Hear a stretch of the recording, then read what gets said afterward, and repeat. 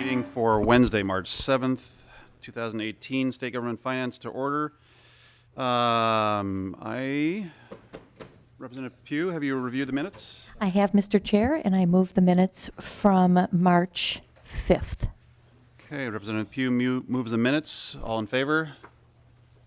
Aye. Opposed? Oh, it's March 6th. Sorry. I saw the... Okay. Note that. All in favor? Aye. Opposed? Wonderful. Okay, we are going to move on to an update on Legislative Budget Office. We've got Mr. Hubinger. Yes? And Representative Vogel.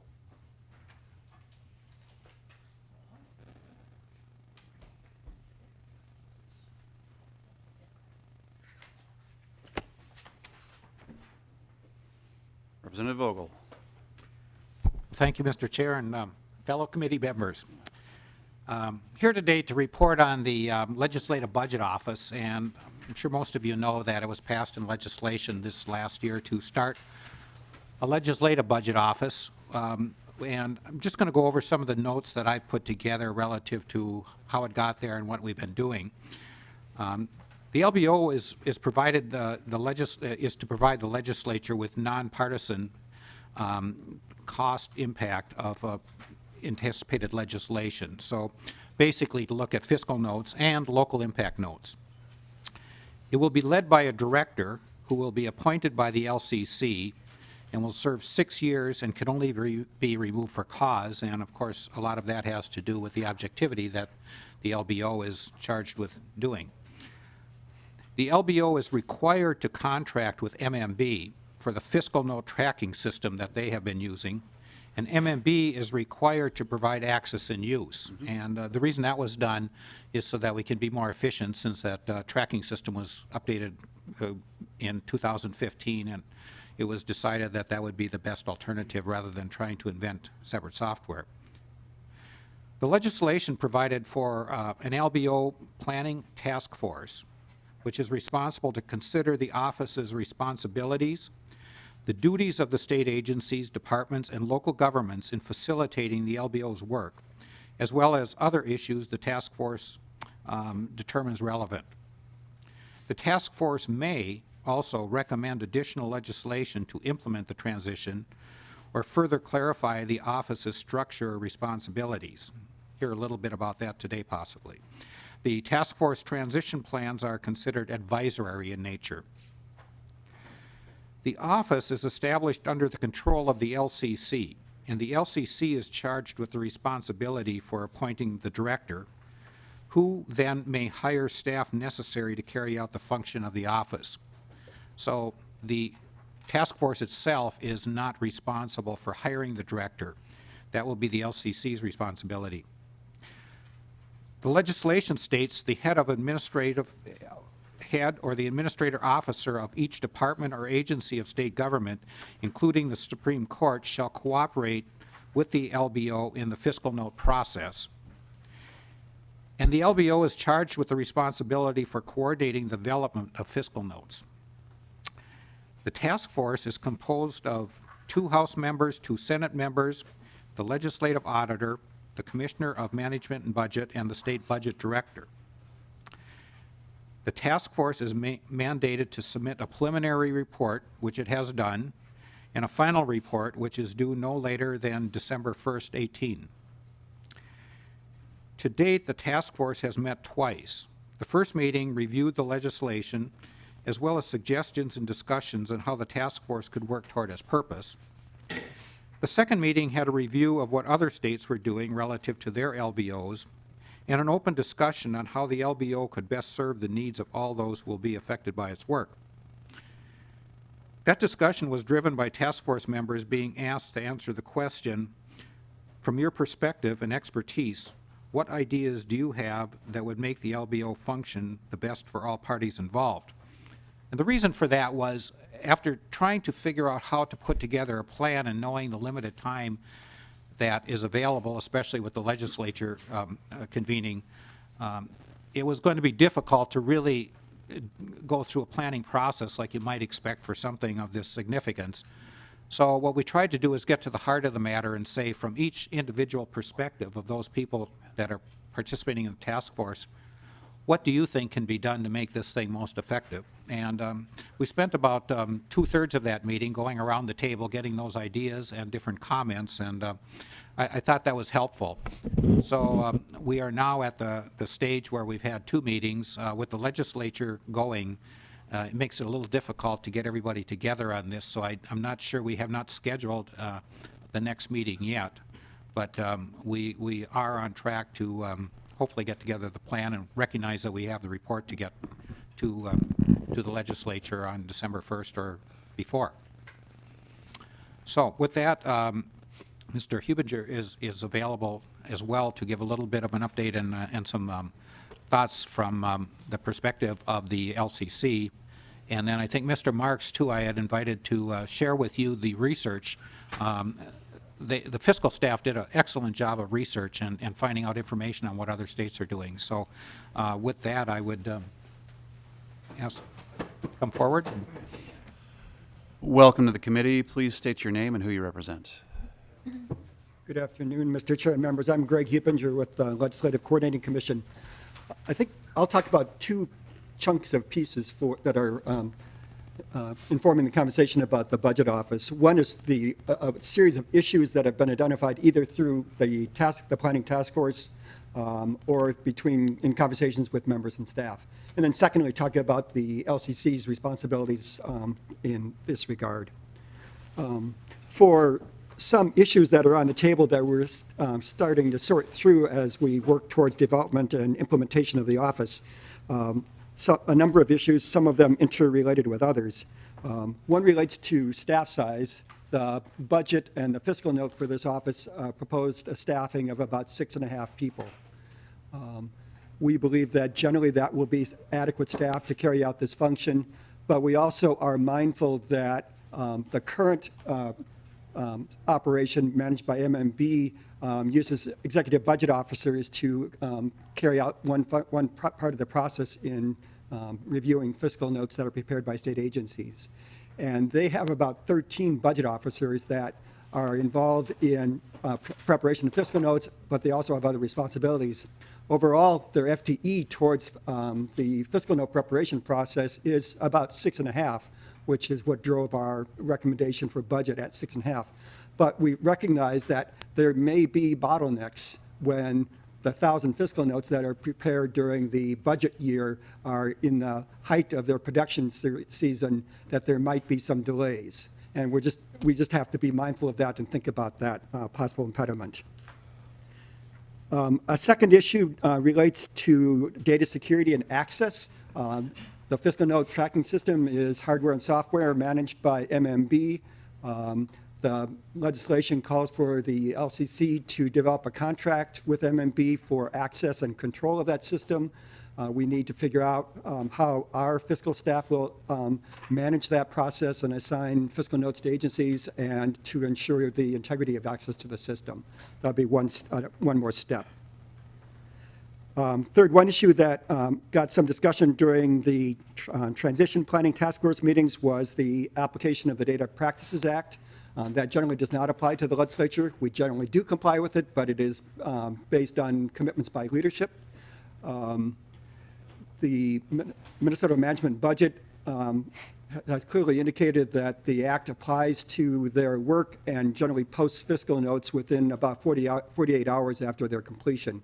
So the LCC and the Budget Office need to figure out how they're going to deal with that issue. Fourth is an issue about what specifically the LBO staff will be doing during the interim. As I said, the EBOs that do this work for MMB have other responsibilities that they have during the rest of the year. We just need to be clear about what the LBO staff will be doing. In the fiscal note, we indicated that they could be doing research on issues of interest to the fiscal committees and staff, and otherwise needing to engage in active discussions with the agency accounts that they're responsible for.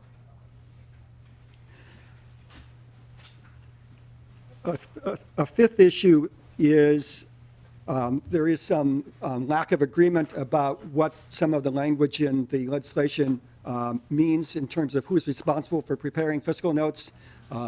Currently, fiscal notes are generally prepared by the subject matter experts in state agencies, and then that information is assembled into a fiscal note that is given or transmitted to MMB.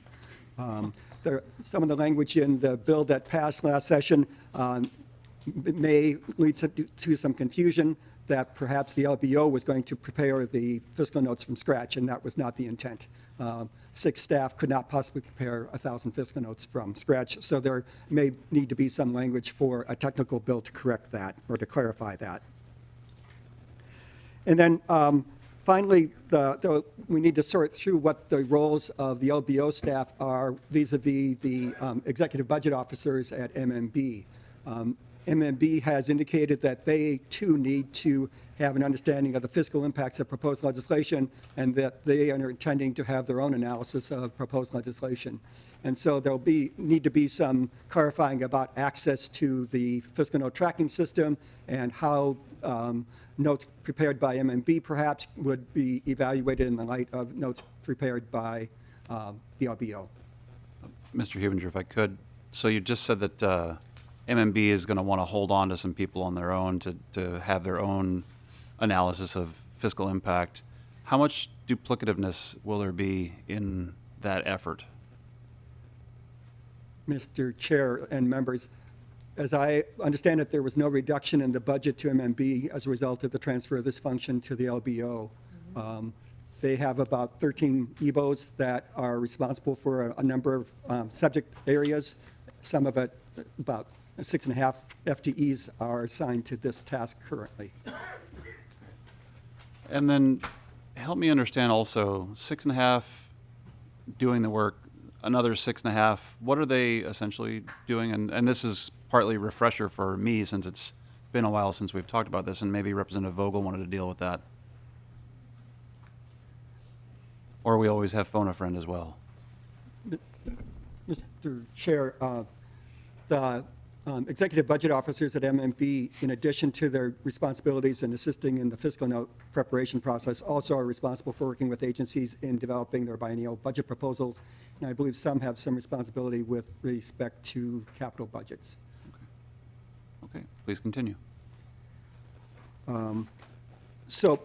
Mr. Chair, that's just a list of issues that are on the table that the staff have been working on. I should also say that this effort for the budget office is a multi-office effort. We've been working closely with the staff in House Research and House Fiscal Analysis, and then also their colleagues in the Senate Council on Research. The LCC was given a number of specific responsibilities in this legislation. As Representative Vogel indicated, Members, if you could, if you've got a cell phone, stick it in your pocket, if you would. Thank you. as Representative Vogel indicated, one specific task of the LCC is to appoint the director for this office. Staff have been working on a position description for that position. We've been routing around to the various offices that have some connection with the LBO and are trying to fine-tune that so that it will be ready to go when we're ready to post the position. We've laid out a hiring process. We anticipate that once the position is posted, it would take about 9 weeks to complete the interview and appointment process. Second, we need to find office space for this group of 6.5 folks. We are looking at space in this building and elsewhere in the Capitol complex. But for that, haven't finalized anything yet. And we're in discussion with House and Senate leadership about what ideas they might have about where this office ought to be. As I indicated, we're working with staff on a technical bill to do some clarifications on some issues that need a little bit of fixing. And then last item on the LCC's to-do list is a contract with MMB for managing the fiscal note tracking system. That's the hardware and software system that generates the fiscal notes. We learned in the last session that that system is integrated with other software that MMB uses. So the solution was to leave that system in MMB's environment, but that the LCC would contract with MMB for management and access and maintenance of that system. And question for you on that, since it's fairly well established, I'm kind of an IT nerdy guy. End user license agreements, those have been all wrapped up in the discussion to make sure that you're in compliance with the utilization of that software. Security, obviously, would like to make sure that you're in a secure environment and that you're dealing with some of the latest available to you cyber tools that you might have to prevent things from getting into the hands of the wrong people and such. Is that accurate? Mr. Chair, that would be good points, and those would be parts of the discussions with MMB in the contract. Okay. Representative Vogel, did you have other folks that wish to comment or, like yourself, to pick up on some of this? Well, yeah, Mr. Chair, I do. I don't know if there would be other questions of us at this point. I was going to have Mr. Marks just go over a lot of the research that they've done and presented to the task force so that you can see some of the work that's been being done. But, you know, I know there was a question as far as the staff, what do they do in the non-legislature time? That is one thing that we haven't discussed yet. Although in conversations, I'm thinking that there's probably more than enough to keep people busy doing further analysis that would make us more productive in our work. Whether it's going back and seeing whether the fiscal note was actually, when we look at fiscal notes, it's important to remember that these are projections. They're not going to come true because nobody knows what it is until it's done generally. So, you know, maybe some of the time could be spent on looking back and saying, okay, we did this fiscal note. We knew that it wasn't going to be exact, but why wasn't it exact? Are there things that we can correct in our process? Are there other ways that when we're drafting legislation that we can be more accurate in the way that we're looking at how much it's going to cost? Just one of the things, and so I do think that there are a number of things, but the key at this point, as is outlined here, is to get this thing functional.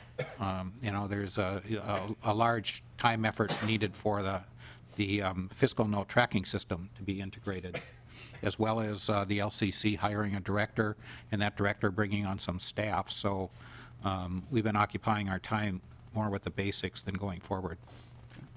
I know we've got some member questions. Representative Anderson.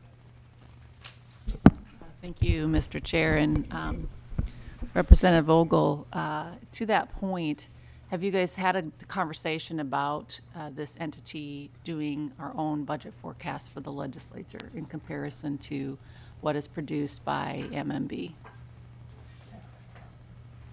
Representative Vogel. Mr. Chair and Representative, we haven't at this point. This is the scope of this is a planning task force to make recommendations, and I would hope that once we would get some of these technical things hammered out and discussed so that we can make sure that the office is fully functioning right, that then we can have a discussion. Now, that may lead into our report isn't due till December, so it may obviously happen after session, but I would like to have some of those conversations to make sure that people are using as productive as possible, and also that we, as legislators, get the information that we need from our perspective. And I think we've had enough of the discussion on some of the audit things that we've done and so forth, and it's good that you do have a legislature and an executive branch with separations and having information that is relevant to both so that it makes for better discussions. Representative Anderson. And Mr. Chair and Representative Vogel, I guess that would be kind of my 2 cents of a suggestion. I think it would be helpful for us. Obviously, that takes a lot of time, and they'll have the time in the interim to do the November forecast, and then February is kind of more like an update as well. I think for the legislature, it would be helpful. You know, forecasts are always, there's always room for interpretation. I think it would be helpful for the legislature themselves to have another set of eyes taking a look at what we can expect for revenues for the state, and then also, you know, the impact of our expenditures moving forward too. So I think that this office, the LBO office, could be useful in that regard too. I think just analyzing overall state spending trends and what we can see and how that's impacted from the national level. I think there's a lot of different resources that this office could provide to lawmakers as we're making decisions. Representative Vogel.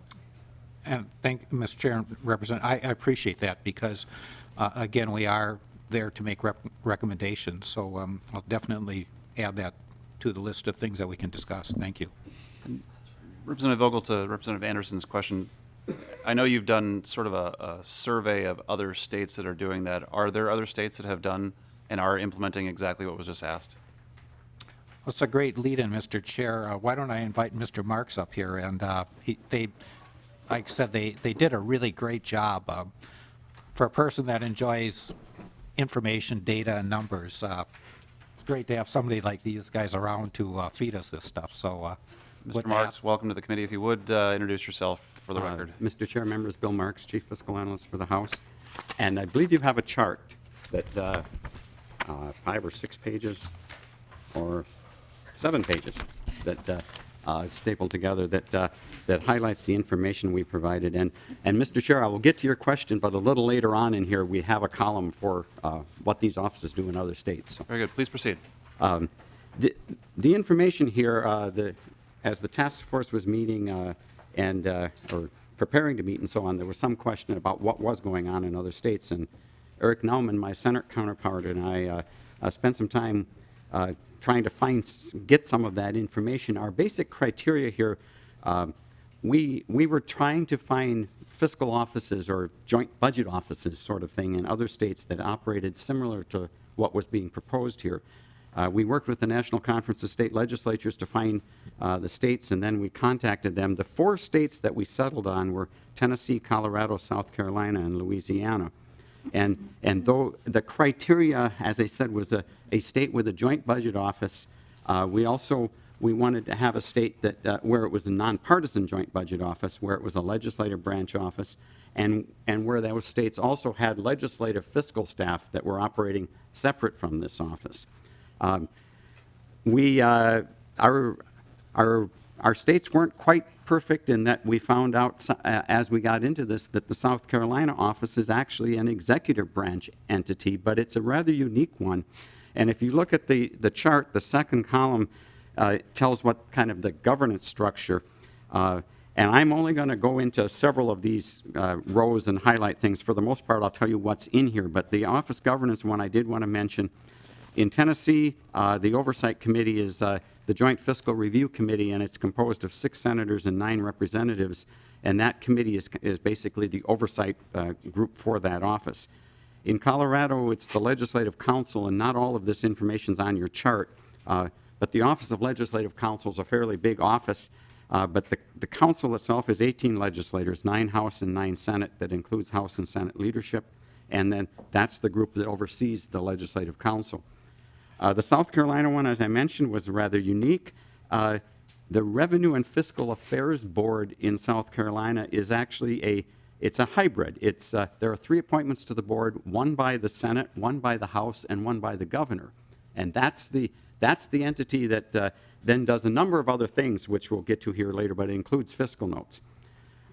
Louisiana, the oversight is by the Joint Committee on the Budget, which is on your page, but that is actually a 46-member committee that includes, obviously, a lot of legislators and does a lot of budget work in addition to overseeing that office. I need to add that we had, Mr. Naumann and I had good correspondence both by email and by telephone with Tennessee, Colorado, and South Carolina. We did not get a response back from Louisiana, and I don't want to they could very likely be very busy. I don't know why they didn't respond. They didn't respond to emails or phone calls. So the information in here is a result of those kind of conversations and what the information we received by reading their statutes and reading information on their legislative websites. So those are the kind of offices. You can see some of the other information on the first page, session timing, location of the office. I do want to mention when a fiscal note is prepared, and particularly note that for Tennessee and for Colorado, they are preparing fiscal notes on almost all bills. And they tell us that a lot of those fiscal notes are very short and say there is no fiscal impact, but they do something on every bill. The South Carolina situation, its fiscal notes are prepared when requested by the committee. They do something similar to a fiscal note, but it's called an advisory letter when an author or a member, any member, requests a fiscal note on a bill. And then the last two columns on here have Minnesota current law and Minnesota as proposed under the Legislative Budget Office, so just for comparison purposes, so you can, the Minnesota current law, the law talks about when requested, a fiscal note is prepared when it's requested by the chair of the committee where the bill is, or the chair of House Ways and Means or chair of Senate Finance. The bottom Mark, if column. I could I'm pause sorry. you for just a second. There's a couple of member questions that are timely to this, and I know that Representative Anderson had a question. I did, Mr. Chair, and for Representative Vogel, did you have a conversation about the whole idea of fiscal notes on every bill? And if I could, I'm going to just say I would hope that this office doesn't do that, just from the sheer volume that would entail, and then just, I mean, there's a lot of bills that are introduced and are not heard. So did you guys have a conversation about that at all? Representative Vogel. Mr. Chair and Representative, we have not had that conversation specifically in our committee. One of the things that I did when I was appointed chair was last fall to get together with all of the task force members individually in my office and just have a back and forth discussion and take notes on what's important here, and that obviously did come up. So it's something that I would hope as we get farther into this, and especially I look at planning as you start up here and you start working your way down to the more of the tactical stuff. So that is definitely part of what I would like to see us discussing. Okay, I have a question. Mr. Marks? Mr. Chair and Representative Anderson, I would just add on that there are a few fiscal notes prepared in Minnesota that we know there's no fiscal cost to the bill. And there's the rare occasion where a member says, I have to have a fiscal note on that bill that says it costs nothing. We, as fiscal staff requesting fiscal notes, we try to avoid doing that because it just clogs up the system and it requires a fiscal note to be prepared when we know it's going to come back and say zero. But it does happen. Representative Anderson. And Mr. Chair and Mr. Marks, thank you for pointing that out. And I do think that that's an important distinction that we need to have. I do think that the members still need to have the flexibility that if they so wish to have a fiscal note, they can have it, put together. I just don't want it to see, every single bill, and we've seen an uptick in bill introductions every single year. And so I think it would be, but I understand what you're saying, and I'm totally in agreement with that too. So.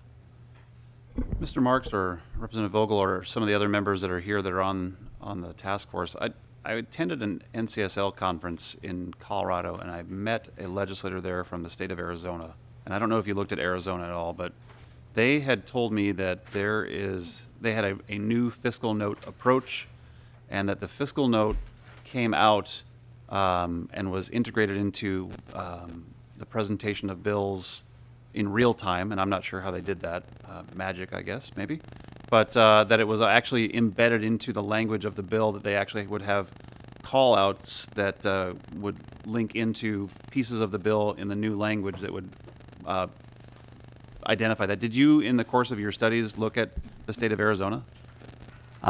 Mr. Chair and members, we did not, and I'd have to go back to my notes to see why we didn't, but we did not look at Arizona. And I think I have heard about that system, Mr. Chair.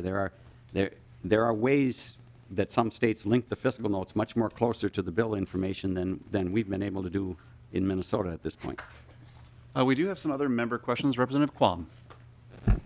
Thank you, Mr. Chair, and this might be to Representative Vogel, a couple of queries. One is, what type of intelligent discussion and feedback will the legislative group have? I will give an example.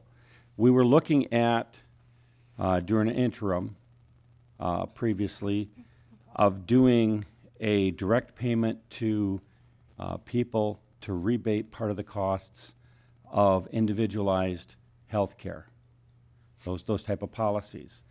And we were told in the fiscal note process and all the encumbering activities, that it would take 18 months and a huge cost.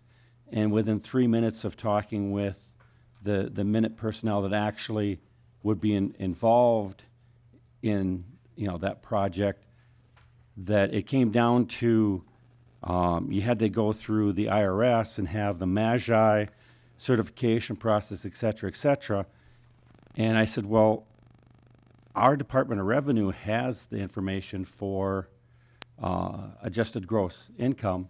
In fact, they already have an existing process to be able to do that, to see if you qualify for property tax rebates and other activities. And it doesn't take, the period of time. It'd just be rewriting a query.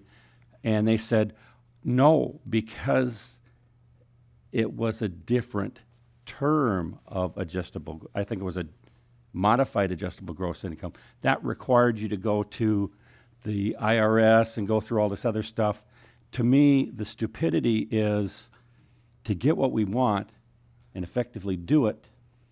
All we had to do is use the right, delete the one word in front of the actual phrase, use the data that we had full authority to access, and grab the same code we're already using and write a new query and, sort, et cetera, and implement it within weeks.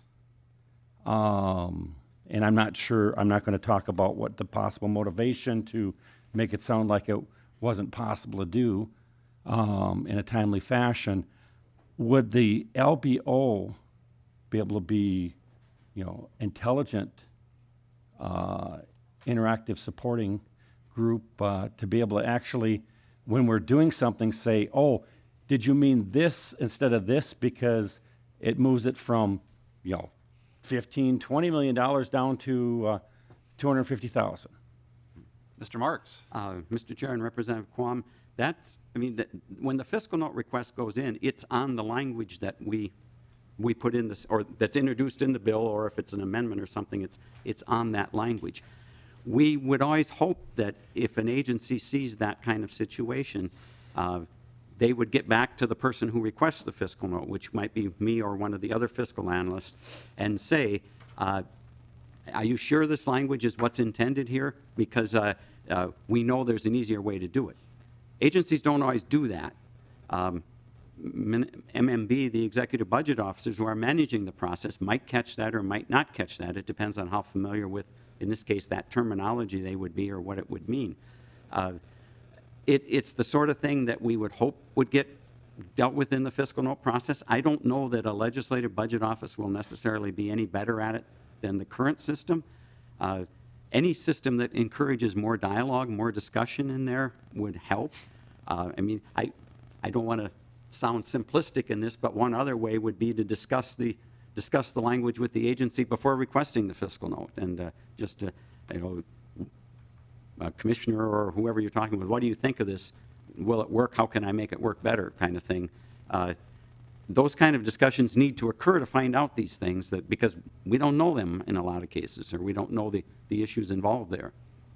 And as I say, I don't know that a legislative budget office will be better at it than the current process is.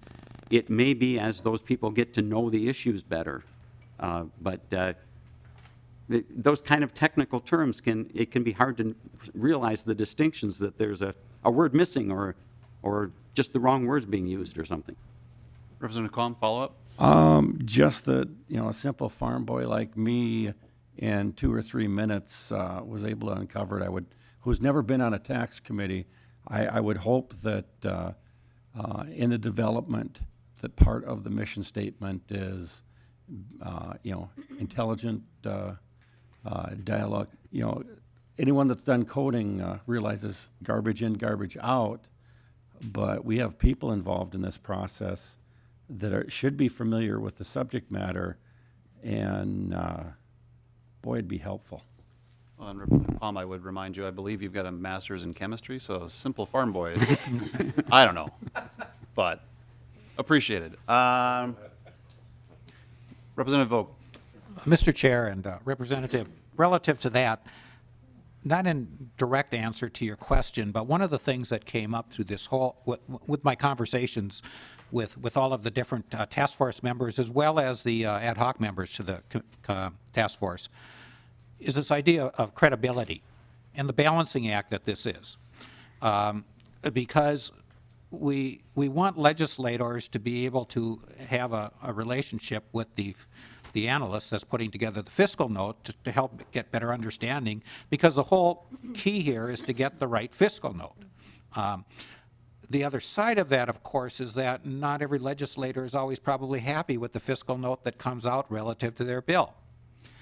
And therefore, we have to be able to insulate this office from that, because you're putting these people in a very precarious position of then having to negotiate on what they think should be the fiscal note relative to what the input that they're getting. So that's one of the things that, again, as we move through this process, I would like to see us discuss and hopefully be able to send some recommendations to the LBO, because it's one of those things that it's difficult. And the other thing, too, is, and one of the reasons that I so much appreciate being able to have the opportunity to chair this task force is because I really believe this is a valuable thing for the legislature to have. When it's in a different office of government in the executive branch, the communication sometimes can be a little more strained. And as I just said, I want those communications to be constrained, because they can get out of hand and they could lead to bad results. But by the same token, I think whether it's the Office of the Legislative Auditor that we have now, or this LBO, it gives us a chance as legislators to interact with our own staff. And I think that will be productive in hopefully getting to the point of having better information, because the more communication you have, the better off you are. Representative Quam, you had a follow-up to that? Yes, I do. And first of all, it was physics, not one of the sub-sciences of chemistry.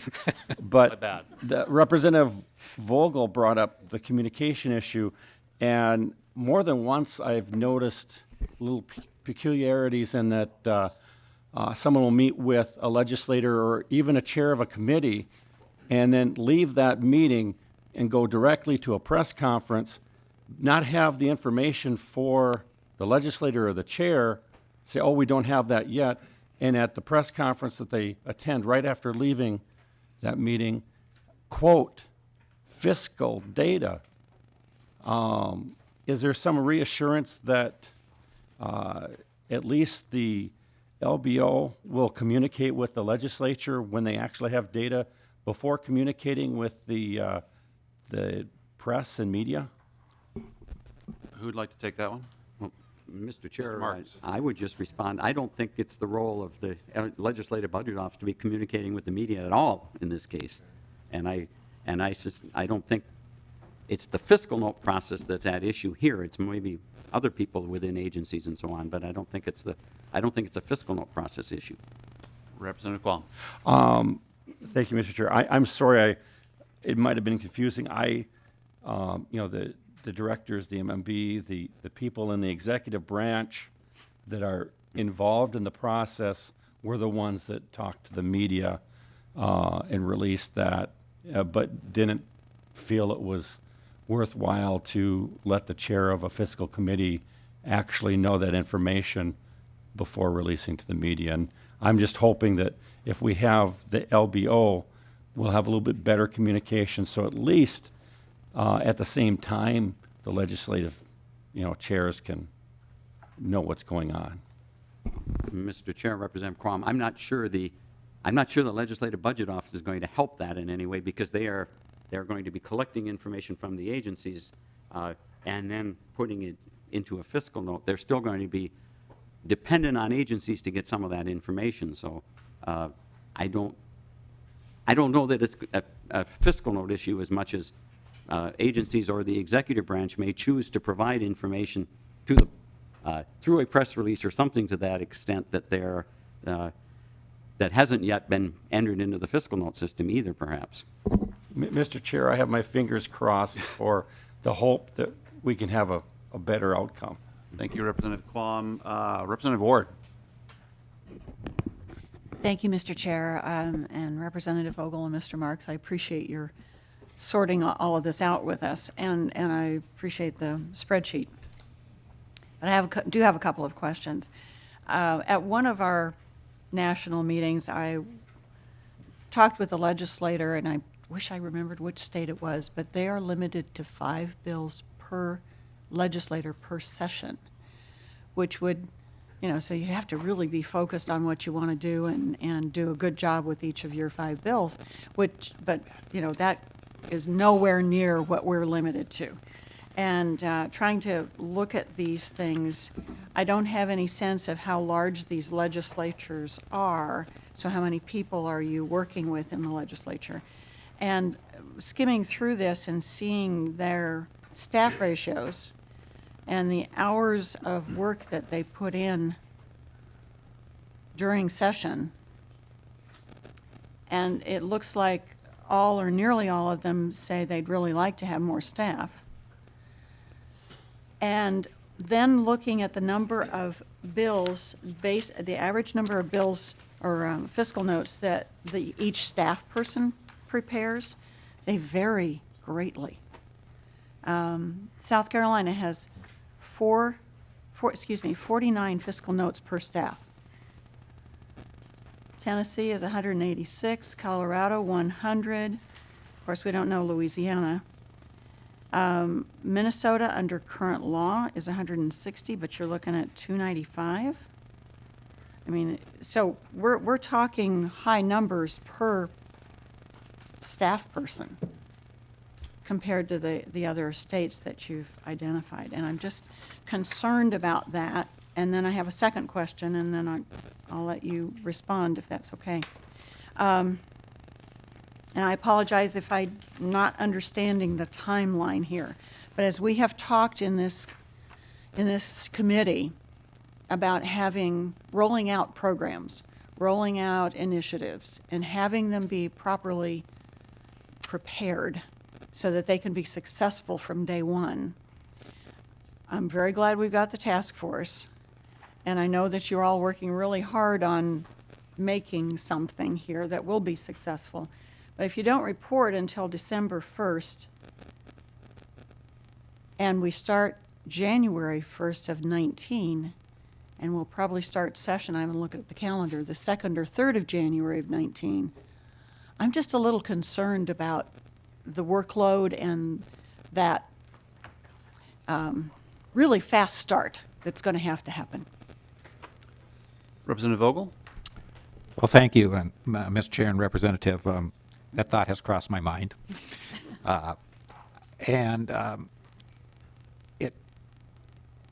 It is, we're fortunate, first of all, that we do have a good staff to work with. But I do recognize the scope of this thing, and said it's going to be maybe difficult now during the legislative session to meeting much as a task force because there's so many other things going on. But the workload is certainly going to have to pick up after that to be able to accomplish what we need to accomplish. As far as the staffing, I can let Mr. Marks talk to that, but your words are not lost on me as far as the amount of work that's left to do. And so I'm so glad that we're doing this because I really do believe in having our own information coming from our own body, but it's not going to necessarily be easy to roll it out. Once it's there and we can look back in 5 years and say, boy, this worked well, that's where you would really get your true measure of success on this thing, and I'm hopeful. Mr. Marks? Mr. Chair, Representative Ward, and maybe I should take just a minute and talk about the chart has a number of rows across it, is summarizing the information from other states. Representative Ward was referencing basically what's at the bottom of page 1 and going up onto page 2 as far as the staff complement, and then the calculation number of fiscal notes prepared, and then number of fiscal notes per staff, and is staffing levels sufficient. The comment I want to make on Tennessee and Colorado, which are have higher numbers there, need to remember also those are the states that do fiscal notes on every bill, and that a probably sizable portion of those fiscal notes are zero fiscal notes. It's coming back and saying there is no fiscal impact. So some of those fiscal notes are a bit simpler. The South Carolina one at 49, we didn't have the information on Louisiana. And then the information on Minnesota, the 160 currently and the 295. And this is just a math function. The budget, the fiscal note for the legislative budget office was done with the assumption of 6.5 staff, and the funding is for that. And so we used that number here. The bill numbers for Minnesota are the number of fiscal notes that have been prepared over the past 3 years. And I also want to note that, for example, under current Minnesota law for 2015, it says 1,985 fiscal notes on 1,031 bills. The 1,031 bills, but there's first engrossment, second engrossment, third engrossment, or amendments. So that's how those numbers are functioning. So you could potentially have 5 fiscal notes on the same bill as the bill goes through the process. So yeah, the numbers can show the math calculation there can be kind of illuminating. I think need to keep in mind that for Tennessee and Colorado, some of them are maybe not as complicated as others are going to be. Representative Ward. Thank you, Mr. Chair. And so what I'm hearing in that is that we don't necessarily have a balanced scale in what we're looking at in comparisons. We don't know if those are multiple fiscal notes on other engrossments, and so we're making some assumptions, I think, without exact comparisons. Is that correct? Mr. Martin. Mr. Chair and Representative Ward, yes. We didn't go and look at the content of fiscal notes in other states, so other than we know there are a number of fiscal notes that are very brief in Tennessee and Colorado, we don't know much about the substance of the ones that are substantial. Representative Ward.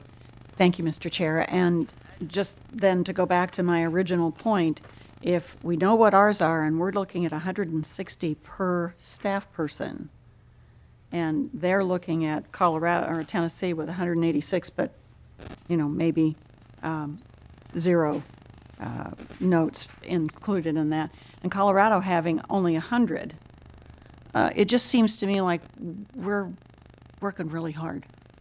We've got our staff working hard and doing a good job, but maybe we're not. Maybe we could do a better job if we had more people. And again, I'm just concerned about rolling this out January 1st at the start of the session. That's it. Okay.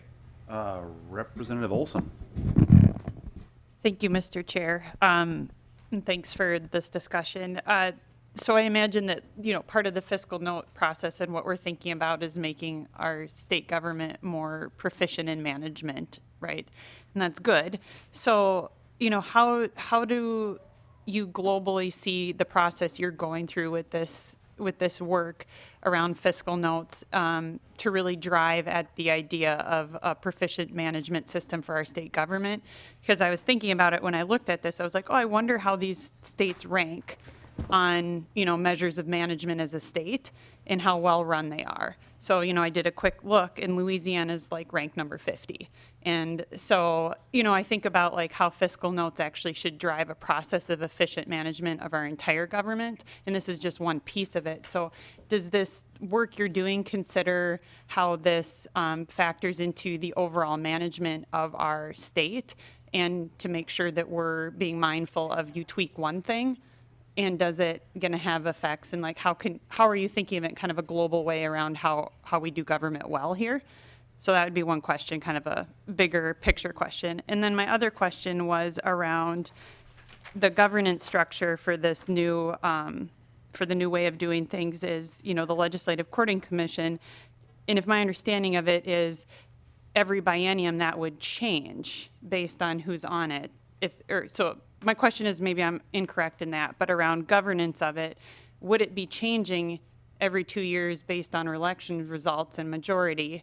And if so, how does that provide consistent leadership and oversight in a way that's not, not constantly changing? So, so those would be my 2 questions to Representative Vogel or whoever could answer. Representative Vogel. Sure. Thank you, Mr. Chair and Representative. To the first question, I'm not sure, the comparison to other states. What I'm looking at here is, and quite honestly, I make a comparison between this and the Office of the Legislative Auditor, where we as the legislature are responsible for the appropriation of the money.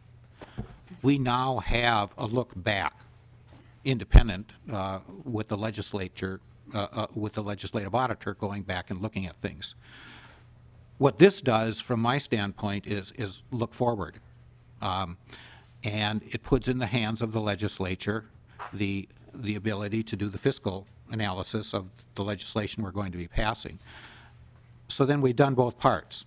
We've done the look ahead, as well as hopefully some analysis going on, and we've also got then the look back. And to me, it puts us in a better managerial state for what we're doing with the people's money. The LCC change is something that's been going for years, I would assume. And I would assume that there's political ramifications of that, just like anything else. But I would hope that there's enough mutual respect that changes from session to session, and that it can function as it has functioned in the past. So this really, because this thing is managed by the LCC, excuse me, I guess I would see that functioning again, much like the OLA, who is also under the LCC. It's a governance structure that's been set up by the legislature, and I think both parties recognize that that control can change from period to period, and obviously there's always going to be some political things probably, but it seems to have worked. Representative Olson? Thank you. Yeah, and I think thank you, Mr. Chair. Yeah, just being mindful of that, like I think Representative Quam's point, like we shouldn't have personal back and forth get in the way of our fiscal notes, and I hear a lot of that is, probably in some ways behind some of the conversation we're even having here. And I don't think that's the way to effectively manage. And so I think all of us, regardless of where we are, we want to do away with that. And so just being mindful of the governance structures and how that plays into that so that we don't have political pieces driving our fiscal notes.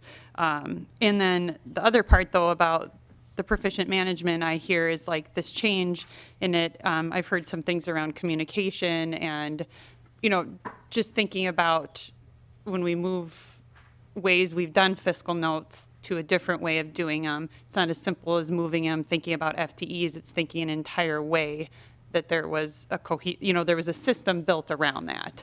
And just being mindful when you change that system, it also has ramifications. And I hope that this group is thinking about that too, that it's part of a global system of how we do management as a state. Representative Vogel? And Mr. Chair and Representative, and that really, when we let off the discussion at our first meeting, the first thing I talked about was credibility. If we can't establish credibility with the LBO for both political parties, then it will fail, because people aren't going to trust it, and it's not going to do its job. So that is really first and foremost here, is establishing credibility so that this thing functions well, no matter which party is in charge, because it's serving both parties. And more importantly, it's serving the people of Minnesota with the information they need. But since we're the ones that have to appropriate the money, the concept is it'd be like your personal checkbook, having somebody else figure out how your money should be spent and then you just writing the check. This actually moves it out over back to us and says, look, we're going to be responsible for spending this money. Let us also determine how much money it's going to be. Thank you. Representative Anderson? Thank you, Mr. Chair. This has been a fascinating conversation with everybody. I just wanted to talk about a couple of items. I don't want members to look at the spreadsheet that Mr. Marks has put out and assume that if there's a bill limit, that means that the bills are small. I think what members do when you have a bill limit is instead you get these giant omnibus bills. Like House File 1812. I will never forget that bill, ever. So don't be misled that when you're looking at these, that actually means that there are fewer bills. It just means that the bills are dumped into one big pile, which makes the fiscal note even more complicated because you're looking at reams and reams of pages of what the financial implications are. And that makes it more challenging as lawmakers to figure out what's going on. And also, too, I do want to say that we, I think Minnesota is different than other states. At least when I've had conversations with lawmakers across the nation, I think we're unique in a couple of different ways. We have nonpartisan fiscal staff. Bill Marks has been here, I think, probably since the day I was born.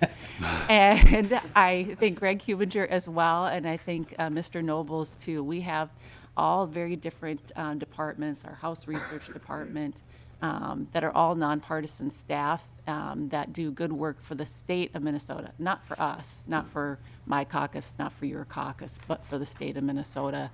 And it's a tribute to them for being here for as long as they have, because they are respectful of the state and the work that they do.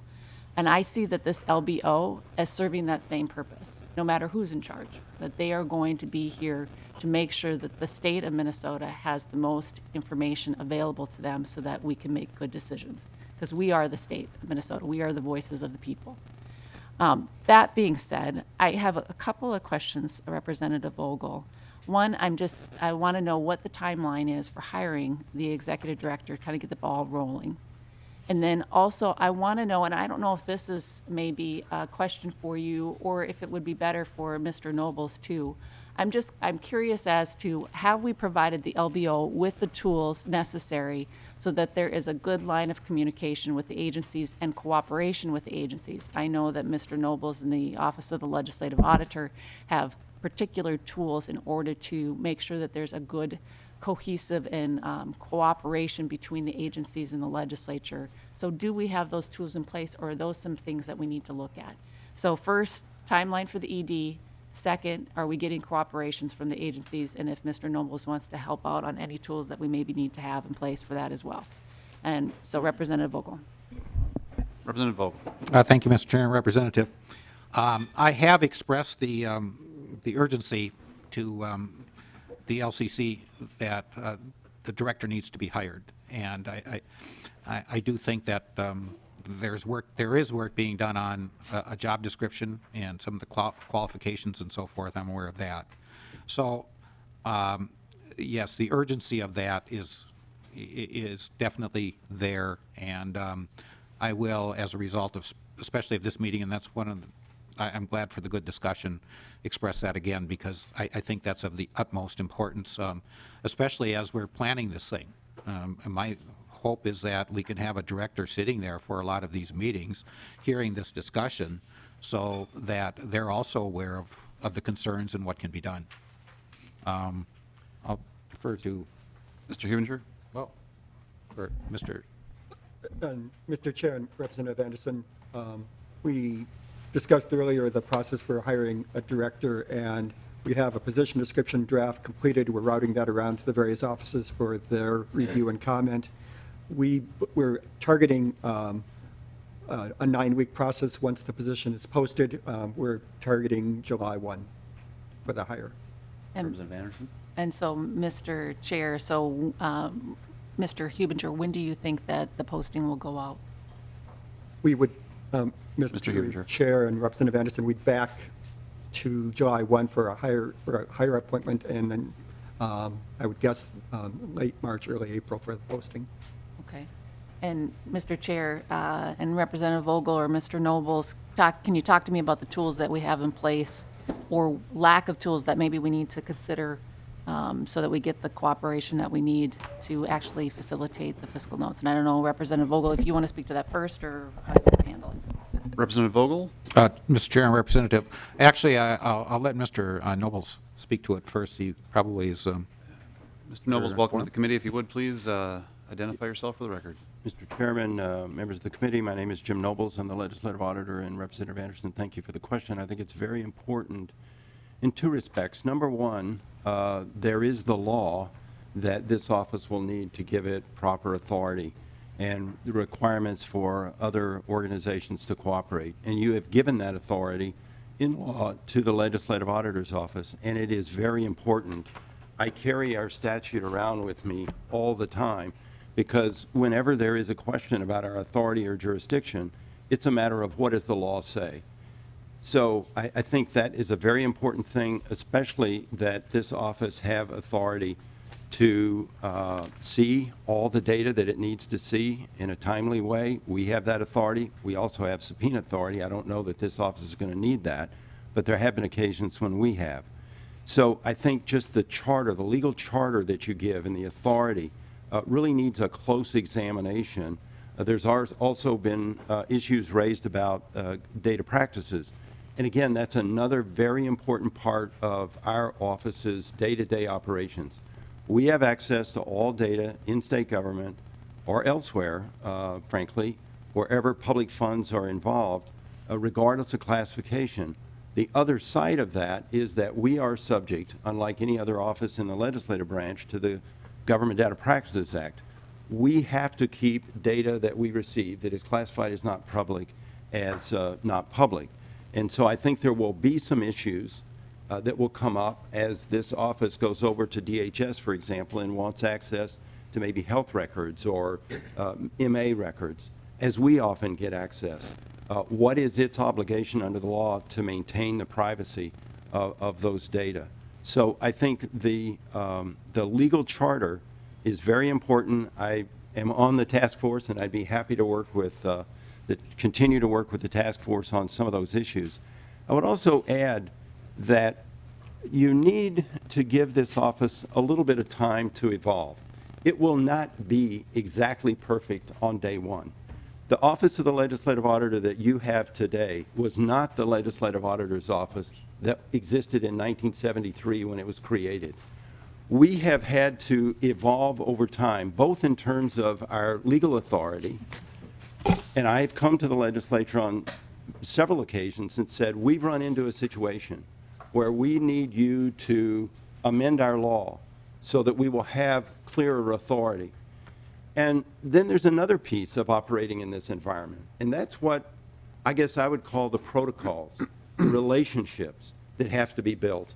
And you referred to that, Madam Chair. Yes, we have authority, and we have even subpoena power, but we don't, rely on a heavy hammer when we're dealing with people, unless we have to. So we build relationships so that people in the executive branch know that we are dealing with them in a fair, nonpartisan way. And you just build those over time. One of the things that I would mention, too, that changed over time, and it was kind of relevant, I think, to a question that was raised by Representative Olson, and that is the Legislative Audit Commission actually appoints the legislative auditor. And I do serve a 6-year term. I'm currently in my 6th term. And the Legislative Audit Commission is a bipartisan commission by law. That was, again, not the way it was when it was first established. But there were some issues that came up over time so that to kind of reinforce the nonpartisan nature, not only the Office of the Legislative Auditor, but the Legislative Audit Commission, the legislature changed that so that no matter who is in the majority minority, the composition of the Legislative Audit Commission that appoints me is bipartisan. I would say that the Legislative Coordinating Commission will be bipartisan if the House and the Senate are controlled by different parties, and I won't even get into that. But so it is a little bit different than the Legislative Audit Commission, and over time, again, I would emphasize, the Legislative Audit Commission didn't start out that way, but some issues came up where the members of the commission themselves said, we want to get rid of this question, which frankly came from Governor Carlson about the nature of the political makeup of the Legislative Audit Commission, and the commission came together and said, we don't want that to be an issue, we will make it bipartisan. Again, my point is, we've been in operation since 1973, and we have had an opportunity to develop our law, our protocols, our relationships, and this office will need some time to do that as well. Representative Anderson, follow up. Thank you, Mr. Chair. And if I could, if Mr. Gehring can talk to us, remind me again, do we have the same control measures in place for cooperation that we've allowed to the OLA, or how do we have that? Mr. Gehring. Mr. Chair, Representative Anderson, so the statute that creates the budget office does include provisions that require the director and the office to adopt standards related to cooperation by agencies and how data will be handled and secured. It's not as specific as Auditor Noble's statute. As he said, his statute has evolved quite a bit over time and is much more detailed than what you've adopted for the LBO, but many of the same concepts could be moved into the LBO office statutes if you chose to do so. Representative Anderson. Thank you, Mr. Chair, and Representative Vogel. I think that would be the jumping off point, is looking at the authority that the legislature over the years has granted to the OLA to make sure that we're going to make the LBO successful and that they can have those relationships, as Mr. Nobles mentioned, that they can develop those and then also have the authority to get the data that we're looking for to be successful in providing information to the state of Minnesota. I also want to just pick up on one thing and then I'll stop here.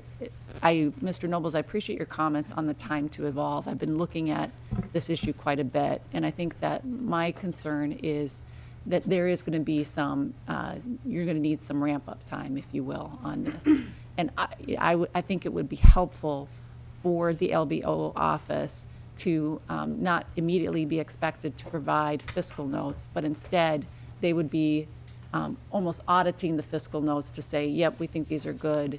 Nope, we don't think these are good. And at least have maybe 1 or 2 years of just doing that until they can actually perform the fiscal notes themselves.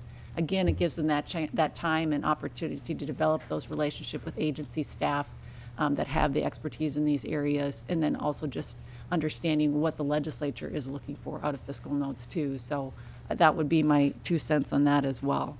But that's it. Thanks, Mr. Chair. I have a couple questions myself for either Representative Vogel or Mr. Nobles, and then Mr. Marks, eventually one for you as well. So we've talked a lot about roadmaps and underlying architectures and things like that for other issues. You've got a good roadmap on what success looks like and how you're going to incrementally get there, so that I think we all have the concern to make sure that this is, when launched correctly. Have you got those process controls and such in place for your eventual go live, to Chair Anderson's question? Representative Vogel? Mr. Chair, at this point, I would not say that we have a roadmap.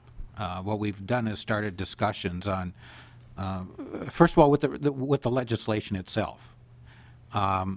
It's a little bit hard to figure out exactly what the task force has responsibility for when it says to put together a plan with there's a couple of conditions with that plan that are supposed to be included. So I wouldn't say that there's a roadmap, and that's one of the reasons that I would like, and I agree totally with getting the director on as soon as we can, because we're here to come up with ideas and plans, and that's why this is good today again, getting feedback. And putting that into the form of recommendations, because the director is the one that's going to have to run the department. The director is the one that's going to have to run staff and actually make this thing successful. So I'm afraid I can't say that we do have a roadmap at this point.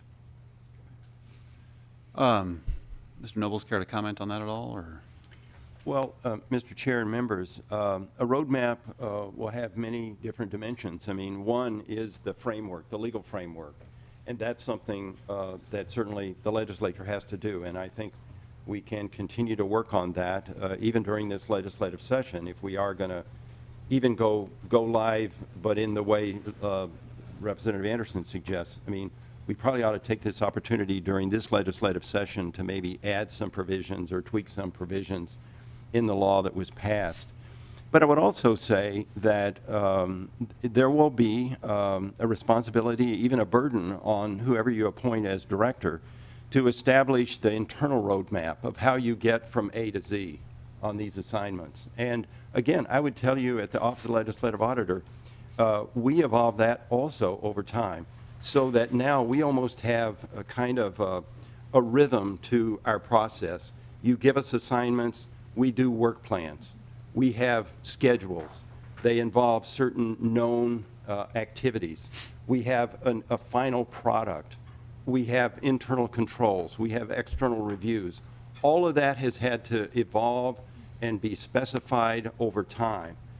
And each of those elements has details within them that we have had to develop so that we can accomplish our mission and our goal. And again, this office, like OLA, is going to have to be really mission and goal driven. And I would, with all due respect, I mean, the new director can establish whatever he or she wants to state as, but I think Representative Vogel has put it very well in the past. And it just so happens to be the same goal we have on our wall, and that is every one of our reports will be accurate, objective, timely, and useful. 4 easy, simple words, right? But a lot of work to get there. And it'll be a lot of work for these people too. And they will have to establish the procedures, the process, the roadmap that will get them there through the hiring, through the training, through the quality control that they establish internally. Well, Mr. Nobles, thank you for that, because I share Representative Ward's concern that I want to make sure that when this goes live, that it's something that we can all say, that is really good. And I think we all understand that there will be small hurdles, but unlike some other things, I'd like them to be just small hurdles. And then Mr. Marks, if you would, you said something that piqued my interest. You used the word confidential fiscal note, which, to play on Representative Qualms, I'm just a simple GIS guy, and I'm kind of confused by that. What is a confidential fiscal note, and how many do you do? Mr. Chair and members, a confidential fiscal note is just that. And this is a result of actually the 2012 Legislative Auditor's Report, which recommended that there be a method so that a member could get information on an idea, on a bill draft. It needs to be in the form of a bill draft, but get that information without necessarily sharing it with everybody. So you've got an idea that you don't want to share with everybody. We can get a fiscal note on that. It needs to be put in a bill draft format. It doesn't have a bill number. The system, the current fiscal note system, assigns it a bill number for purposes of tracking it, but it's a 9,000 bill to let on one of the secrets, so it's going to have a bill name like 9001 or something like that. But that request goes in, and under law, it is confidential. It goes to Minnesota Management and Budget. They assign it to the appropriate agency or agencies. It is confidential for those people as well. They cannot share that information with others. And then the fiscal note comes back to the requester, which could be me or one of the other fiscal staff, or currently Mr. Kennedy is the staff person for Ways and Means, who are the ones who have access to requesting fiscal notes. And then we would provide it to the person who asked us to get it. That's the extent of its availability unless the bill gets introduced. And once it gets introduced, then the law suggests that it becomes public information. So that's that process. And this was, I believe it was Mr. Noble's 2012 was the date of your report. So it was a result of a recommendation in the 2012 report on fiscal notes from the legislative auditor. Okay. Well, thank you for that. I think we have some other member questions. Representative Kunesh-Podein. Thank you, Mr. Chair. Representative, so I'm just a humble library media specialist and freshman We're all everyone's humble. legislator, such a humble group we have here. I'm just kind of trying to walk through the timeline of the inception of this task force and the development of this office. And if I'm reading my notes correctly, it was created by the Legislative Budget Office, and the responsibility of the Budget Office is to replace the Minnesota Management and Budget. And so my question is, why was that necessary? And what will this, what is the reason behind all of this? Representative Vogel. Thank you, Mr. Chair and Representative. Well, the main intent is to have the legislature having an independent office do fiscal notes. It wasn't a reflection necessarily that I guess, MMB is doing anything wrong. I think there was a realization, though, that as we looked at functions such as the OLA, that we need, as I had explained, the analogy I've used is we have the checkbook, but we've been letting somebody else tell us how much the electricity bill is going to be. What this does is it moves it back to us and says, okay, this is what we're projecting for the electricity bill, and this is what we're going to appropriate for the payment of that bill. So what we're doing is moving back the fiscal analysis, the financial analysis of those things that we're appropriating back to the legislature where actually those appropriations are done. Representative Kunesh-Berdien? I'm just trying to picture that in my mind. I'm a very visual person. So would we basically be shifting 6.5 people from one department to another department? And aren't those people doing the exact same thing, just in a different, maybe, location? Representative Vogel? Mr. Chair and Representative, well, I'm not sure. MMB has, in the fiscal note, the fiscal note that we used for the fiscal note bill, has indicated that they didn't think that they were going to need any less staffing. Now, what those people will be doing if they're not doing fiscal notes, I'm not sure.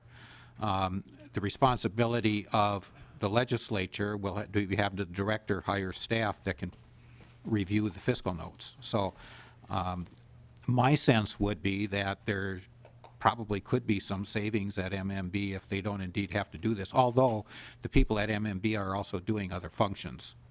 So they ramp up during the legislative session and use those people for fiscal notes, and then through the remainder of the year, they're also working on other things, as would be the case possibly with this, but then working on it from the legislators' perspective rather than the executive branch perspective. Follow up? And then how does MMB feel about the removal or the exchange of this position? Representative Vogel? Mr. Chair and Representative, I wouldn't say that they're overly enamored. They've been doing it, and I think they're proud of the work they do, and I give that to them. But there's times when I think the legislature has to make a decision on what's the best way for the legislature to handle the people's money. And that's what this is a matter of, from my perspective.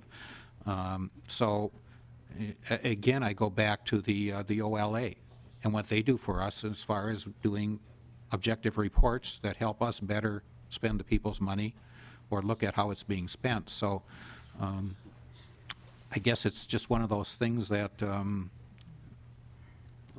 each party will have to deal with it on their own. One more.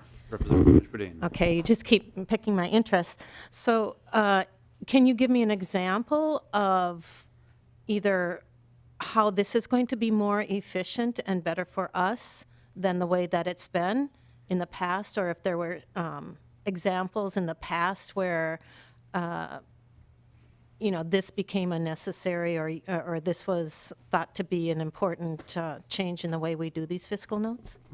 Representative Vogel, if I could, I'll let you answer that. And then I know Mr. Nobles did a report on this, so we'll invite him back to maybe add some extra clarity to this. Representative Vogel, and then as Mr. Nobles comes down. Okay. Mr. Chair and Representative, being chair of this committee, I've tried to stay out of the debate on what might have been done in the past or where the credibility might have failed us sometimes. I know I questioned a note in this committee, I believe it was with Minute last year, where they were projecting expenditure increases but weren't taking expenditure decreases from the parties that would be basically transferring duties from their agency to Minute. So, I think we're always going to have discussions as to whether or not putting it here will solve it. I'm not so sure. But at least there can never be a hint of bias that there's a state agency, which is under the executive branch, influencing the outcome of a fiscal note. Mr. Nobles? Mr. Chair and members, I will speak more from my own experience working at the legislature, and that did begin, Madam Chair, before you were born. What a flatterer. For many of you were born, probably. Yes, I've been here for, I think it's 45 years. But anyway, when I came to work here, I think most of the staff who worked for the legislature could pretty much get in one car and go to lunch all together.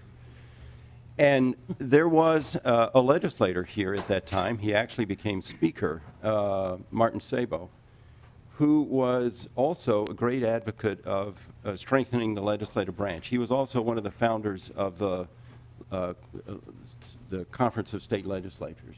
He just strongly believed that the legislative branch needed to play a stronger role in our governmental federalist system.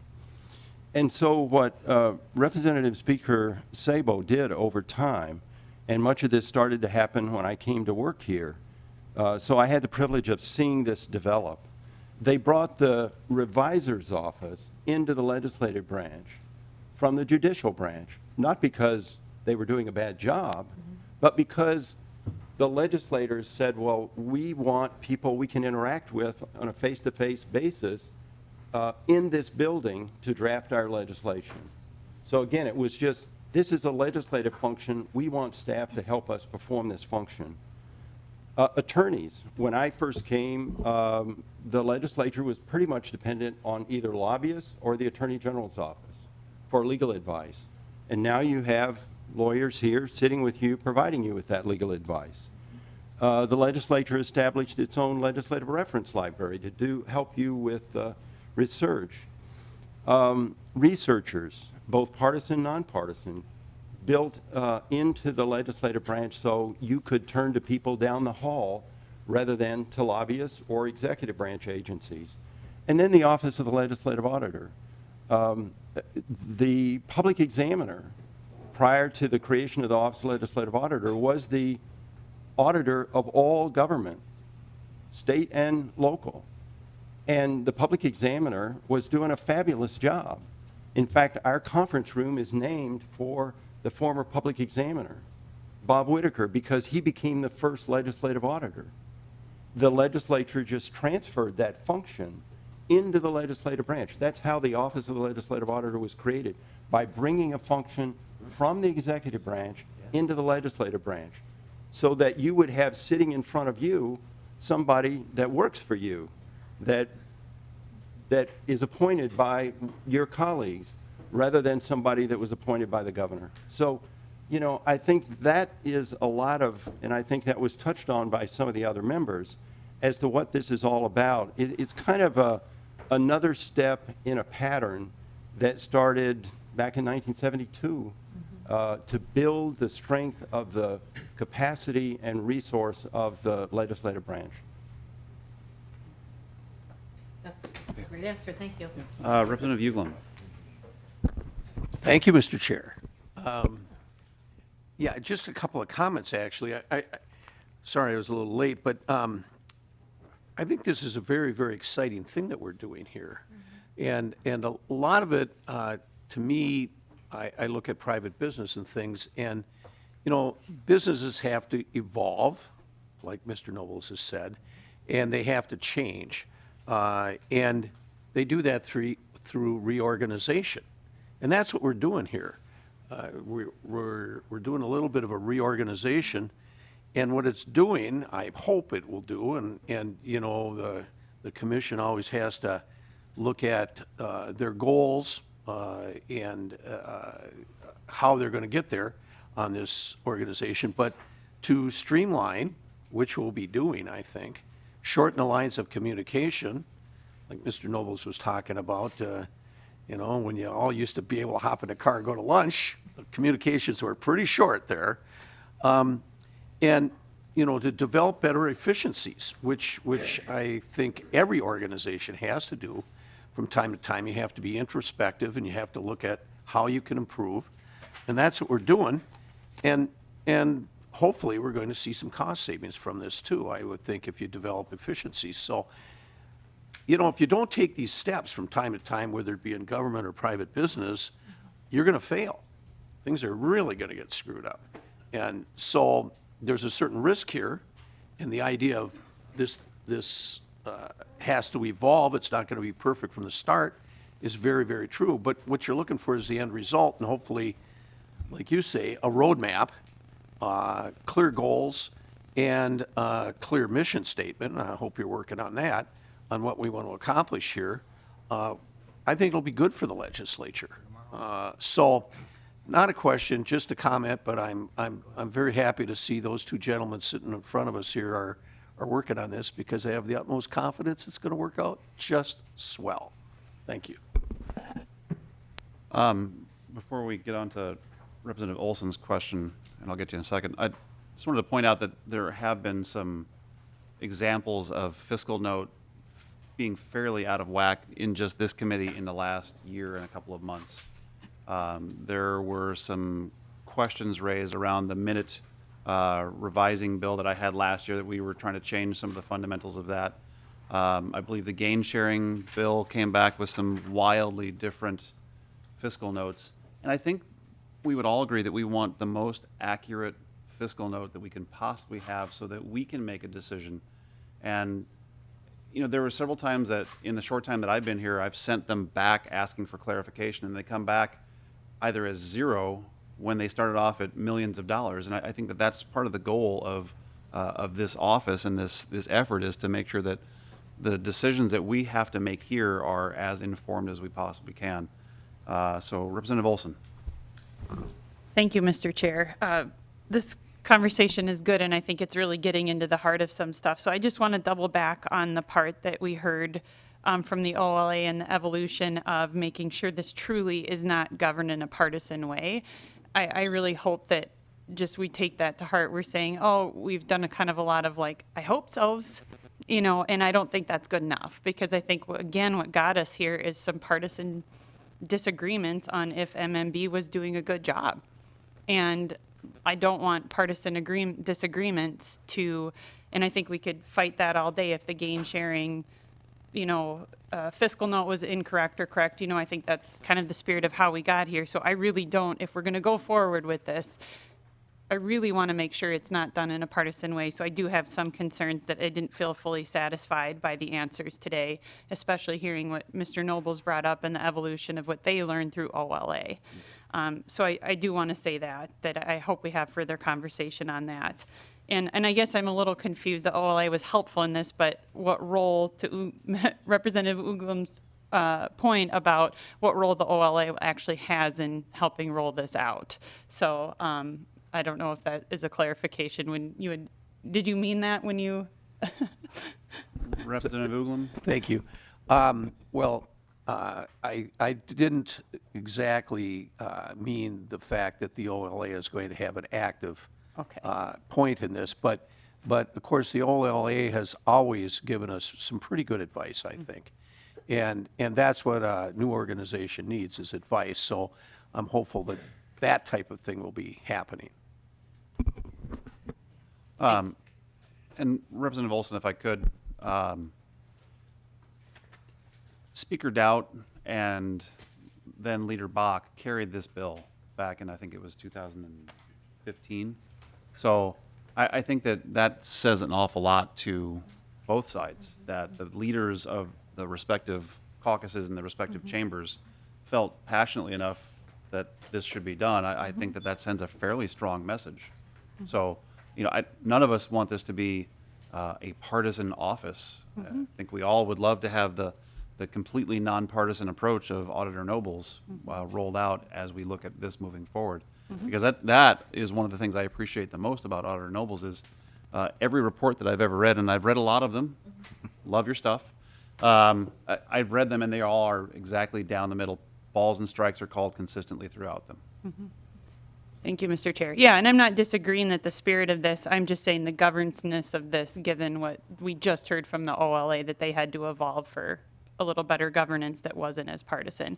And to that point, I think that we've heard a few times about the evolution of needing, we won't get this right out of the gate, that we'll need some processes, we'll need to change, and I hope we carry that across all of the conversations we're having in this room and will continue to have, that things do take evolution and they take tweaking and they take working closely with our government agencies to help make them work.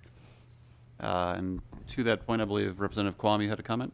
Thank you, Mr. Chair. And members, one of the things that really helps, and Mr. Nobles said it very well, but over the years, the majority, the control, the leadership between this chamber, the other chamber, they change and they're fluid. And I think that helps the nonpartisan staff realize that it's easier to be calling it right, because next year or a couple years down the line, the person that was the ranking member on a committee will be the chair. This happens.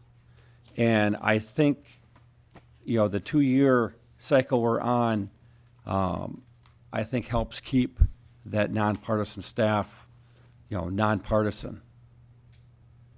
And I have high confidence. And if we had stopped with the testimony of Mr. Nobles, I think that would have been an eloquent way of stating it. Mr. Marks, did you want to weigh in on that? Not that question in Okay. particular, Mr. Chair. I wanted to get back to one thing on the chart yet to answer some other questions when you're ready. I believe we're ready. To you. Okay. Mr. Chair, the only other line that I wanted to mention on the chart was on the top of page 5. Representative Anderson, I think, asked, and a couple others hinted at, what are other roles, possible roles of these offices? And we asked that question, and the chart there lists what else these offices do in Tennessee, Colorado, and South Carolina. So just for your information to get at that. And I would add that when we made our decisions on which staff or which states to look at, there are a multitude of structures on fiscal staff, legislative fiscal staff, legislative budget office staff, and who does fiscal notes, executive branch versus legislative branch in the states. So there are any number of varieties here, and what groups of people or what kinds of groups of functions there might be in the office besides fiscal notes. So there are a variety of things. Thank you, Mr. Marks. I believe Chair Anderson, you had. Mr. Chair, just final wrap-up if everybody has asked I questions. had nobody else on the list. Okay, Unless just there are other double-checking. member questions. Once, twice. So for tomorrow, folks, we have the regular committee time at 1 o'clock until our 2:45 time. And then after session, we will have another session for state government finance. And it just depends upon, how things play out tomorrow. So just make sure that you don't go home for the day and that we will be back here at that time. And Mr. Holtquist, where will we be meeting in the evening hours? In this room? So in this room, okay? And Madam Chair, I believe Mr. Holtquist has sent that out to members, but maybe a reminder. And Representative Olson? Yes, to the chair, is the plan to move the Minlars bill out tomorrow or to lay it over? Madam Chair. Thank you, Mr. Chair and Representative Olson. I think it depends upon the data that we're able to receive from the agencies on this issue. Okay, members, with that, we are adjourned.